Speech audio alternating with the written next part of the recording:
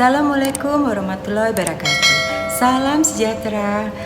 Semoga hari ini kita semua dikaruniai kesehatan olehnya. Dengan Niken Tantil Sudarmono di sini, terima kasih sudah berkenan mendengarkan YouTube saya.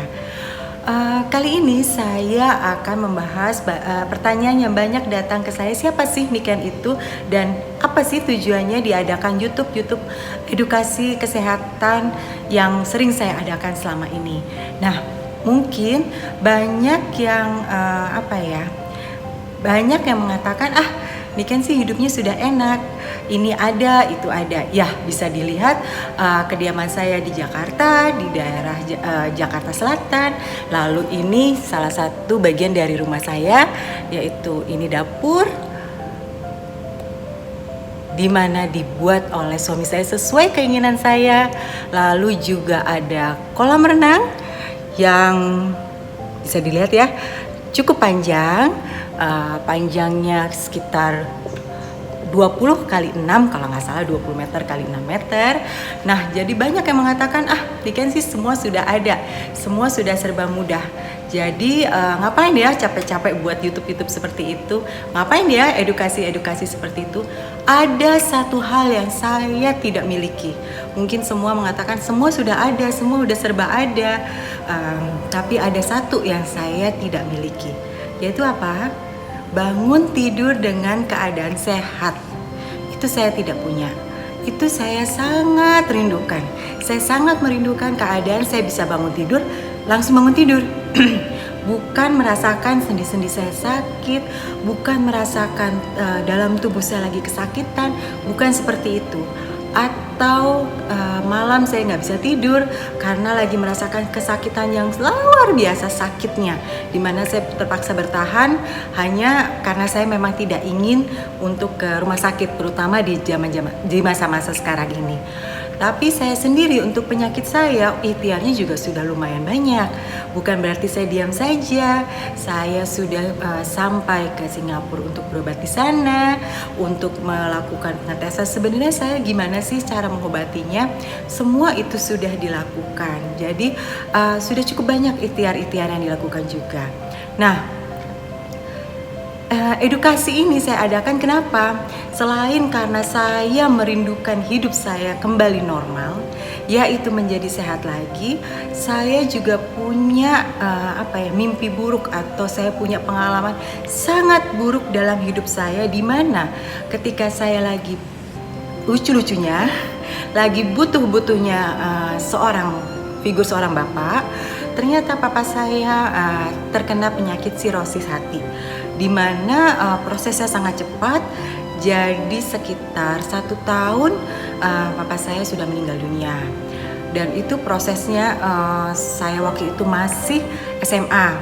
Jadi SMA kelas 1, di mana lagi butuh figur bapak, ternyata papa saya dipanggil.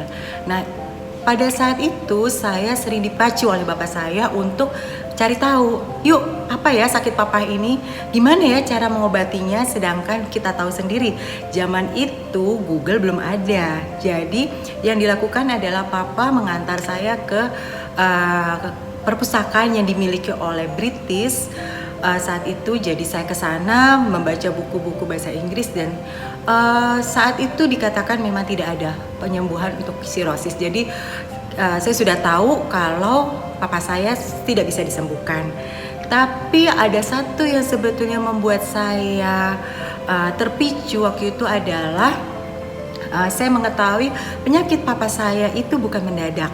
Penyakit papa saya itu terjadi jauh sebelumnya. Jadi sekitar 10 tahun sebelumnya itu adalah cikal bakal penyakit sirosis papa saya.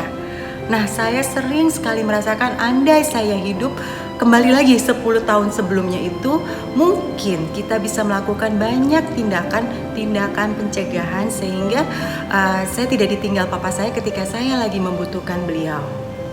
Nah, edukasi saya ini disebut dengan, kalau sekarang lagi mulai musim, adalah ilmu pengetahuan kesehatan fungsional.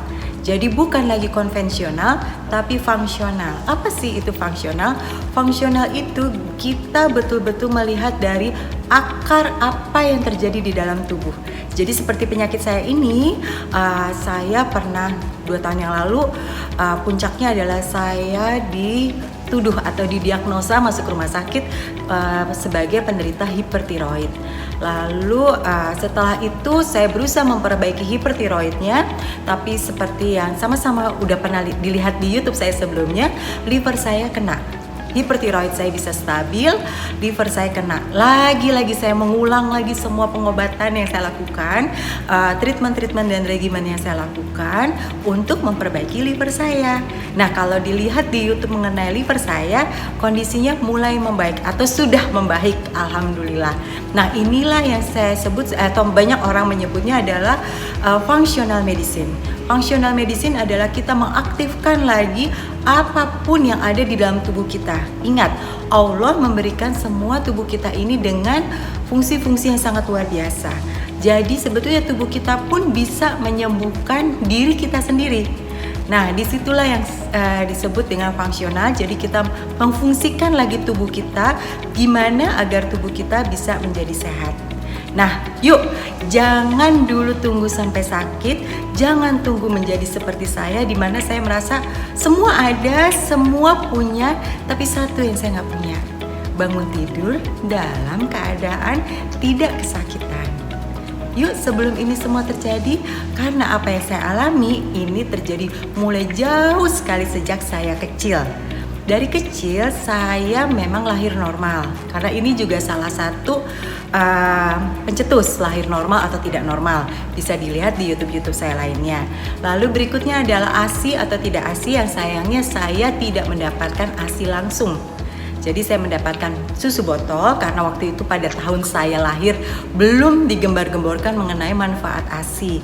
Jadi saat itu saya mendapatkannya susu botol, yang karena itu saat itu memang digembarkannya adalah susu formula lebih bagus daripada ASI. Jadi memang saya minum susu formula.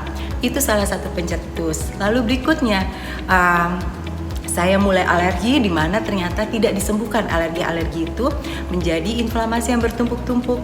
Akibatnya autoimun saya muncul. Nah, yuk sedari dini sebelum kita sakit kita perbaiki. Kalau yang sudah mulai sakit jangan khawatir, kita ikhtiar perbaiki juga. Dan terutama untuk anak-anak kita jangan sampai merasakan seperti saya. Masa muda sudah kehilangan salah satu orang tua, ataupun seperti saya sendiri di mana pada masa-masanya saya harusnya masih produktif, tubuhnya sudah penuh kesakitan. Yuk kita perbaiki sejak sekarang. Terima kasih sudah berkenan mendengarkan. Assalamualaikum warahmatullahi wabarakatuh.